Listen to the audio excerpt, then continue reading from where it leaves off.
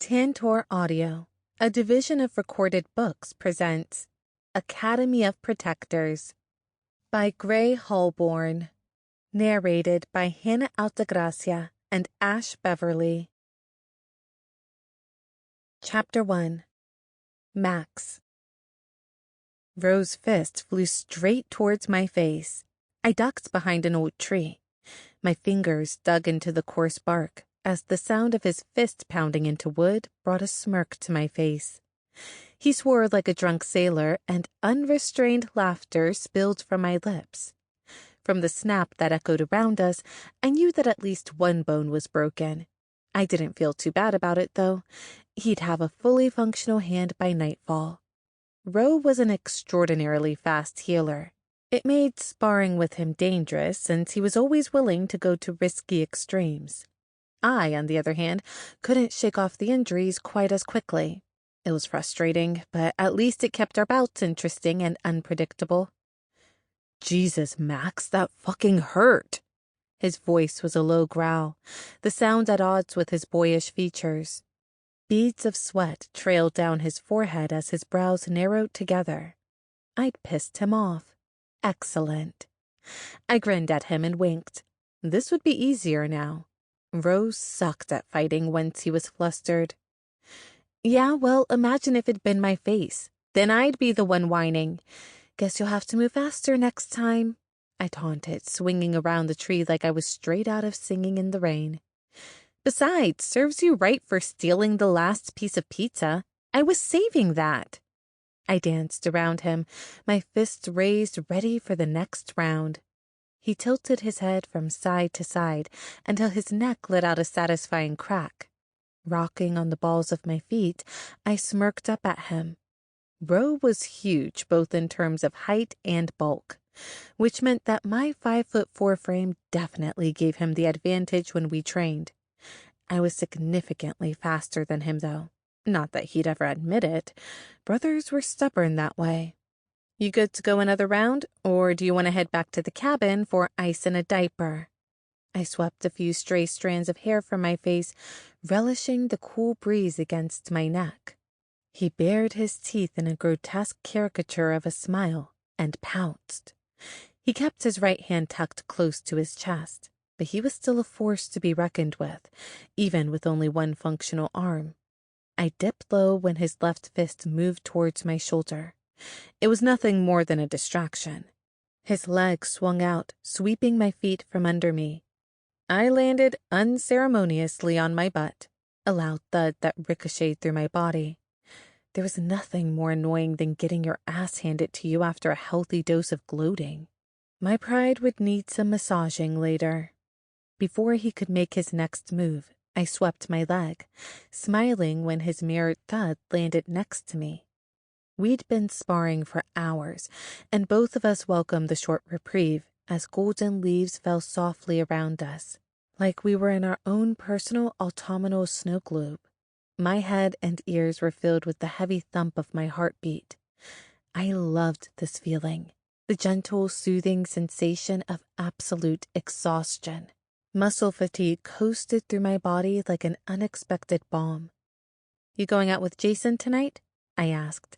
My eyes covertly slid to the side, satisfied with the uncharacteristic blush that colored his usually pale cheeks. He cleared his throat nervously, subtly shifting his body away from me. Who? My laugh bubbled over, shaking with the leftover adrenaline from the fight. I saw you two gazing at each other adoringly last weekend at the diner, Casanova. Judging by the fact that you laid out your best plaid shirt this morning, I'd say you were trying to impress someone. $20 says it isn't me or Cyrus. It was Saturday, the one day each week that Cyrus let us go down into town for provisions and to socialize, though he only sanctioned the former. The rest of the week was left for training and studying, and in our free time we consumed all of the old movies and shows I'd stockpiled over the years. Just saying, my collection of 80s and 90s romantic comedies was pretty damn impressive. But even when we went into town, there wasn't a whole lot of socializing to be done around here. Rose, Cyrus, and I lived high in the mountains. We were literally in a cabin in the woods, only no horrific or interesting stuff happened like the movies would lead you to believe. We were in complete isolation. It took a good half hour to drive to the closest town. And even if we were near a big city, Sai wouldn't like us spending too much time around humans, although he didn't exactly allow us to spend any time around our own kind either. The man was stubborn and protective as hell. It was infuriating. A soft thud and Ro's grunt drew my attention to my left. Cyrus stood over us as Ro wrapped his hand around the bag of ice draped across his chest. "You knuckleheads going into town or what? I left a list on the counter." Cyrus glanced around the woods, his long black hair peppered with gray, blowing softly in the wind. He was always hyper-vigilant and checking the perimeter, even though we'd never been visited by uninvited guests in the 18 years that I'd lived here. Incidentally, we'd never had any invited guests either. Cyrus worked his mojo to make sure no humans ever accidentally stumbled upon our super humble abode. We were protectors, an ancient race suspected to have evolved from angels. It was speculation, though, since no one had seen a true angel in centuries, maybe even longer. Long enough that they were considered a myth at best, extinct at worst. For the most part, we were human, just with added strength, speed, and healing powers. We also had a tendency to live longer if left alone. But when we followed our true nature, the hunt, we died long before our human counterparts. Kind of like superheroes, only way less interesting, and without the badass costumes. Outside of Ro and Cyrus, I'd never met another protector. Cyrus adopted me 18 years ago when I showed up at his doorstep in a cradle. He found Ro 10 years later in an orphanage. From what Ro could remember, his family was dead. He was left behind in a foster system that was completely unaware that the 11-year-old it had taken in was something not quite human. The town's locals were shocked to learn that Cyrus had adopted 2 children. Kids were a handful at the best of times. Ro and I, we made regular kids look like saints. And Cyrus wasn't exactly parental material. He was, to the average eye, a middle-aged recluse who did everything he could to avoid talking to people. Half of his responses were nothing more than grunts, hence the small cabin in the middle of a mountain. Still, here we were at 18 and 19, living with a man whose idea of affection was teaching us a new fighting style. He was our grumpy version of Mr. Miyagi. Lucky for us, his particular flavor of grump had grown on me over the years. "Aw, you're not coming with us, old man?" Ro teased. Ever since Ro turned 16 and learned to drive, Cyrus had allowed us to go into town alone.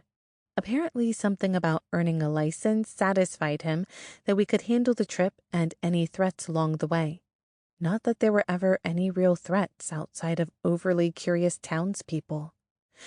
That left Cyrus free to spend his time in the cabin, in the woods, and occasionally disappear for a day or two. The man enjoyed his privacy, even from us. Cyrus shoved Ro in the hip with his battered boot and turned back towards the house, grumbling something about teenagers. Ro smiled at me before pulling me up with his good hand. Cyrus liked to pretend we were a burden, but we both knew he loved us. Since we were technically of age, he could have kicked us to the curb if he didn't want us around. And well, just saying, we were still here. Half an hour later, I was freshly showered and dressed, singing along to some pop song at the top of my lungs, while Ro drove down the winding dirt road towards town. The air was crisp and my limbs were sore from a long training session. It was going to be a good day.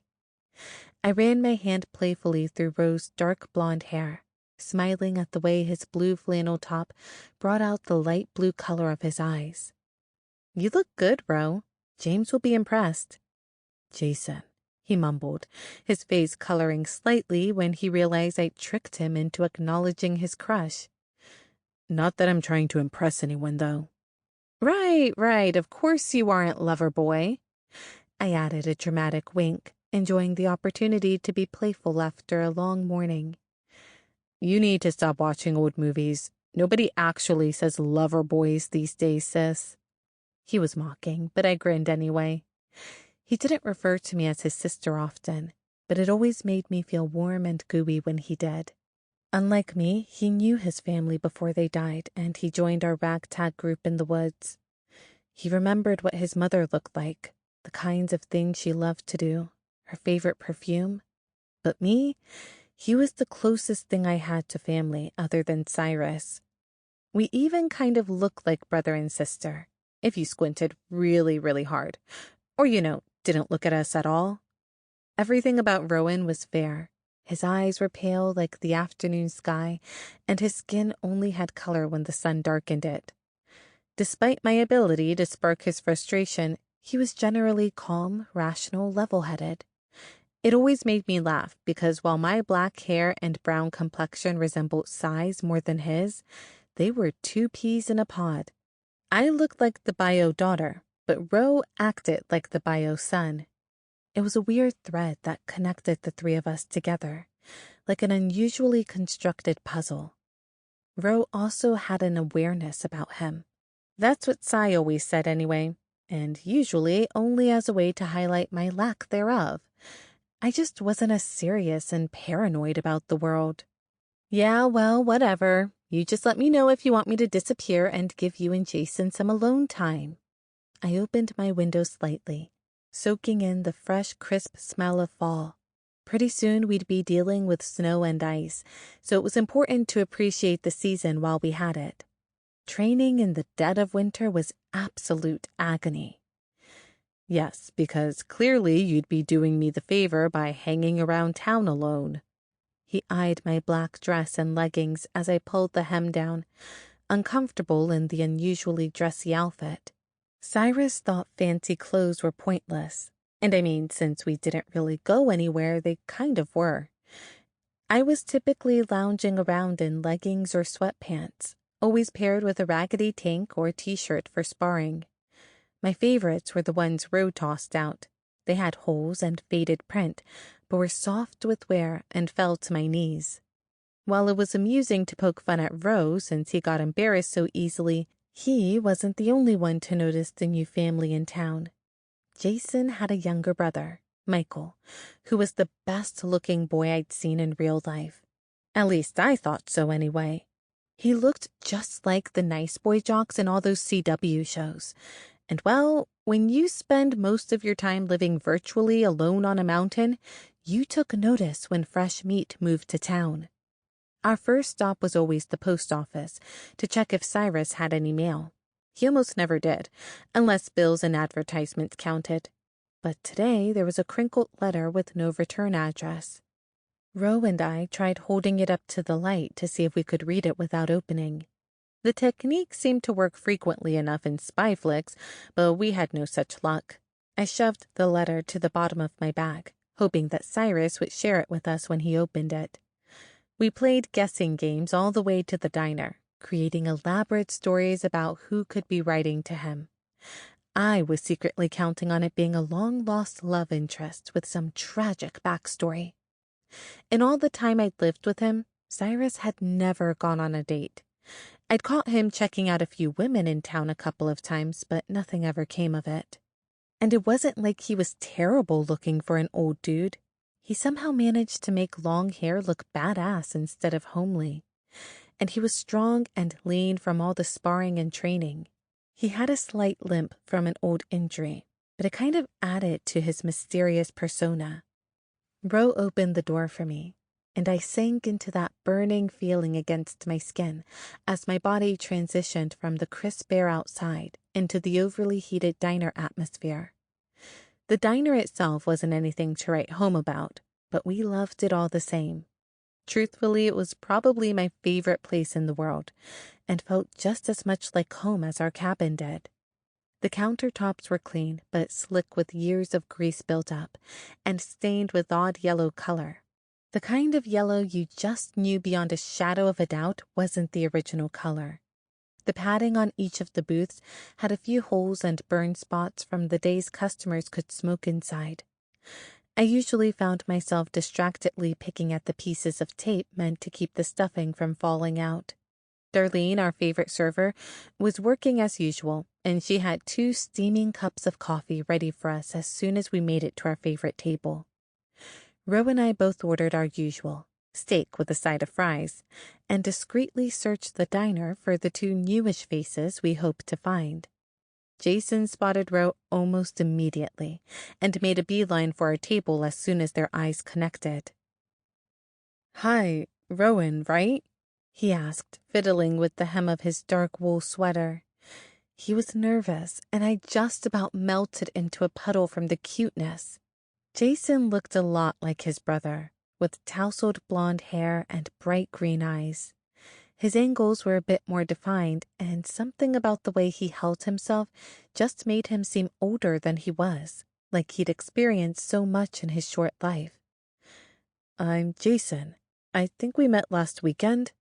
He glanced around, rubbing the back of his neck, like he was checking to see if we were being watched. "I haven't really seen you around since then." "Oh, that's because we live outside of town and only come in on the week." I cut myself off when I caught sight of Ro's glare. Right, Jason wasn't talking to me. In fact, he hadn't even so much as glanced in my direction. "You can call me Ro. This is Max." He nodded towards me. "Would you like to eat with us?" Ro scooted over to make room on his side of the booth, his expression open, hopeful. I wiggled my eyebrows at Ro before his quick glare told me to cool it. "Yeah, sure." He sat down, letting out a long, relieved breath. His eyes brightened considerably, taking his cues from Ro. "Would it be okay if my brother joined us in a bit? He's finishing some things up at work, but he's supposed to meet me here soon for some food. He'll be stoked to meet some new people in town." "Totally," Ro and I echoed each other, giant smiles on our faces. Clearly, neither of us was very good at playing it cool. But tonight was shaping up to be better than we'd hoped. The puzzle pieces finally falling perfectly, just like a romance novel. I absent-mindedly scratched the scar on my wrist, forcing myself to sit back and let Jason and Ro get to know each other without my butting in. My fingers curved around the smooth, familiar lines that almost resembled a star. Protectors didn't really scar, but I'd had this one since the day I showed up at Size. I choked on my water when Michael walked over, embarrassing myself as a few droplets dribbled down my chin before I could catch them. While Jason was a lot more hesitant in his approach, Michael exuded confidence and excitement. He sat down next to me after officially introducing himself, and I twisted my brain into knots trying to come up with things to say. Jason and Rose seemed to have no problem finding conversational topics, but Michael and I mostly sat in awkward silence while I scarfed down my steak, which was unusual for me. Generally, I never shut up. According to Sai, it was my most annoying quality. I took a deep breath and decided to be myself, trying to mimic Rose's relaxed pose. "So, how do you like it here?" I cleared my throat and stared at the smooth skin between Michael's eyes, too nervous to look him in the eyes but wanting to fake confidence by looking in their general direction. "Where are you guys from? Are you going to college?"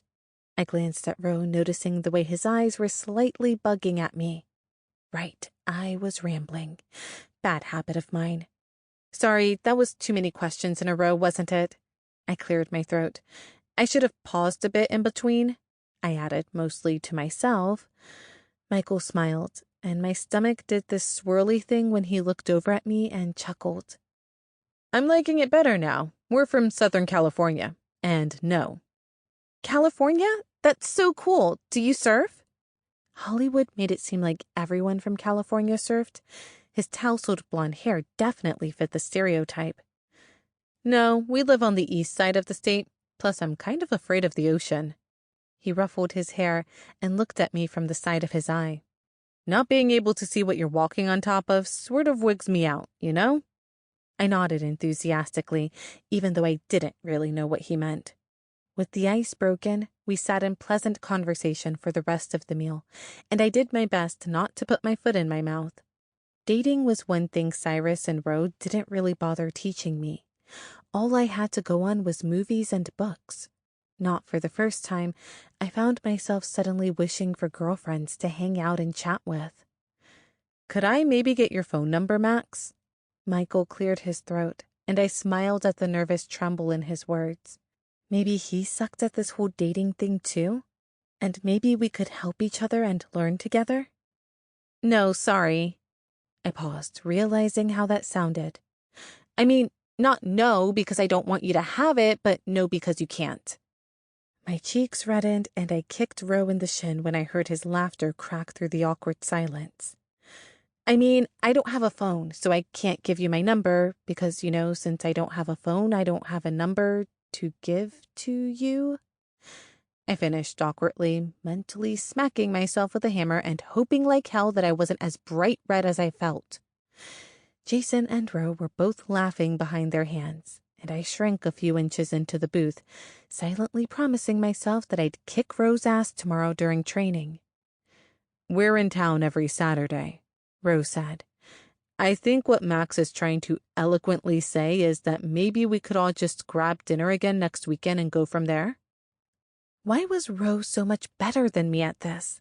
It wasn't like he had much more practice when it came to socializing or flirting. I pushed my jealousy at his easy conversation down, determined to take notes for next time. Michael nodded, a bemused expression on his face. "Yeah, next Saturday works." His hand brushed against mine, and my nerves disappeared a bit, which was odd. In novels, the heroine's stomach was supposed to explode with butterflies at the first touch of her hero. "Could I walk you to your car?"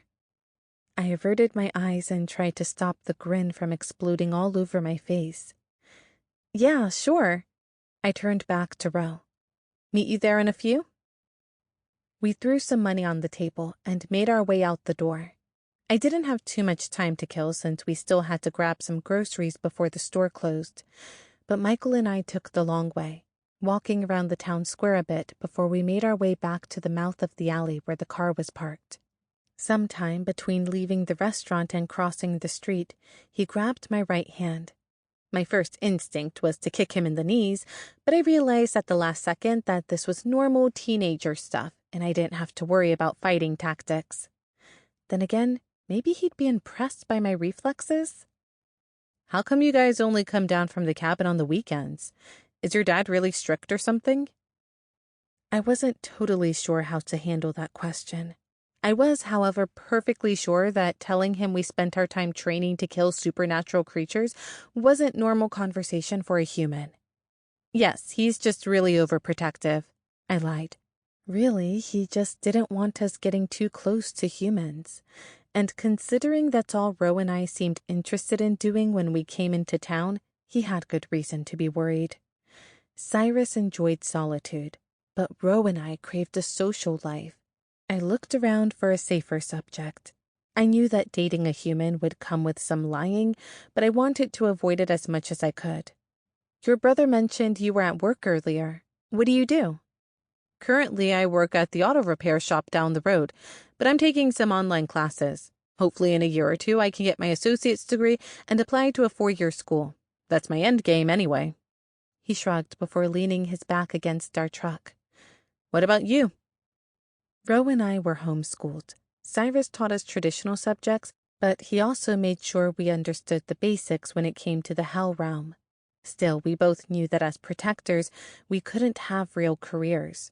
And honestly, now that we were both technically adults, we needed to start thinking about our own endgames. If I had a choice in the matter, I'd spend all my extra time reading, but I didn't think that could ever really count as a career. Unfortunately, the same was probably true for being a professional Netflix watcher. If I were human, I'd probably want to be some sort of scholar. I loved fighting, but if I wasn't doing that, I was just as happy with my nose in a book or a computer. Michael cleared his throat loudly, which I think was a sign that I'd been silent for too long. Sorting through my head for human careers, I landed on one I wouldn't hate. "I guess I'd like to be a veterinarian one day. I really love animals." He smiled, his features brightening with interest. It was the best I could come up with, since I couldn't exactly tell him that my career would involve saving unsuspecting humans from supernatural creatures that escaped from hell. Then again, maybe he watched Buffy, in which case he might think I was kind of cool. Our conversation grew easier as he cycled through questions and lighter topics, and I carefully wove through and around them the best that I could. After a long, rambling monologue about one of my favorite books, I looked up at Michael, only to find that he'd moved a few inches closer, his nose just a breath away from mine. Before I had a chance to say anything, his lips pressed against the corner of my mouth. It was an awkward first kiss, but he corrected his positioning after a moment, enveloping my lips more fully. His tongue parted the seam of my mouth, and I tasted the baked cod he'd ordered for dinner. Not exactly great first kiss flavor. Still, in a town this small, I had to take what I could get. I waited for my stomach to explode with butterflies or for a light to ding in my head signaling that he was the one. Would my lips be swollen? Romance novels always went on and on about swollen lips after a kiss. While all of this ran through my head, our lips collided awkwardly. All I could focus on was how I would never order the cod from the diner if I could help it. He gasped into my mouth, a nanosecond before he was torn from my lips. Before I could make a corny comment about how I literally took his breath away, his body flew back into the truck, and I watched, mesmerized, as a giant brown wolf dragged him further into the alleyway behind the diner. The wolf had to be about 200 pounds and came up to my chest while standing on all four legs, which meant that it would be a lot taller than me if it were standing on its hind legs. The bright yellow glow in its eyes told me everything I needed to know. This was a straight-up werewolf.